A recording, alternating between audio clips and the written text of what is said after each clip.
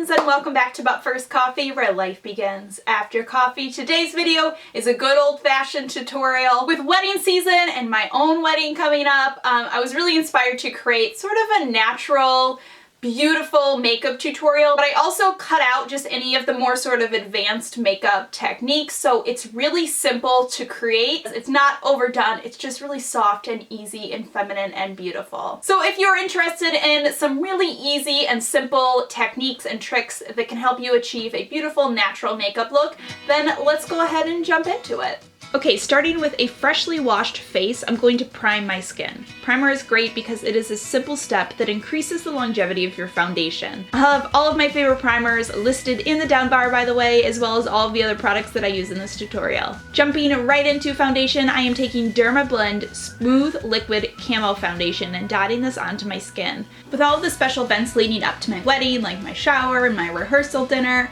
I was on the search for a beautiful medium coverage foundation that would still look natural, and this foundation has been it. On top of that, the best thing about this foundation is that it's dermatologist recommended. I recently found out in the past 6 months that my skin is prone to sensitivities to things found in a lot of beauty products like retinol, SPF, glycolic acid, and more. So finding a foundation that provides seamless, ultra smooth coverage that's also allergy tested and doesn't bother my sensitive skin is a game changer. I'm blending this out with a beauty sponge. I love this type of application because sponges are designed to mimic our own skin, which means that you get a flawless application without a lot of work. Following up with concealer, which you see I am taking in a triangle shape under my eyes. This is going to add brightness to the center of your face and give you a radiant, youthful look.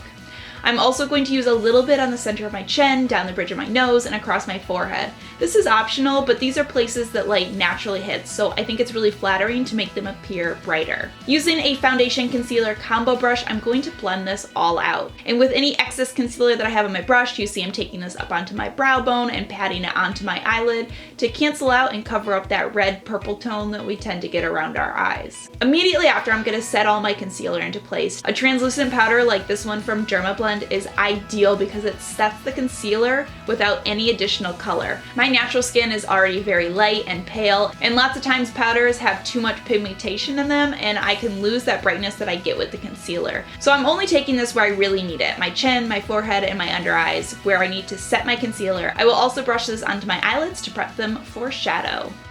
Next, it is time to bring some life back to my face with bronzer. So I'm taking the Dermablend pressed bronzing powder on a big fluffy brush.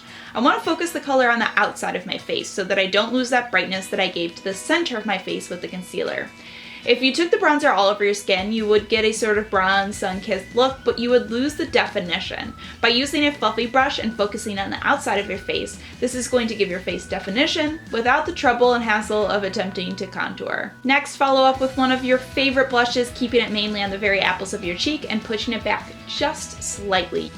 Moving on to eyes, I'm just lightly going to fill in my brows. I'm going to use a spoolie to brush all of my hair upward and then draw just along the bottom of my brows and blend it out. This gives my brows shape, but still keeps them feeling soft and feminine. So I'm coming right in with a soft, light brown on the outer corner of my eyes, and then I'll blend it out with a soft, fluffy brush. I just want to focus this on the outer half of my eye and keep the center of my eyelids bright. Next, coming in with the dark brown, I will focus this on the outer corner of my eye as well, but in an even more targeted area. This is really all you need to do for eyes. This is a super simple two-color trick using one lighter color and one darker color that gives the eyes immediate definition without a lot of work or technique needed. And if you want a little more emphasis on the eyes, take a black shadow on a little angled brush and push it along your upper lash line. Powder is a lot easier to use and much more forgiving to work with than a liquid liner or a gel liner. For lashes, I'm coating on 2 mascaras, one to lengthen, one to add volume.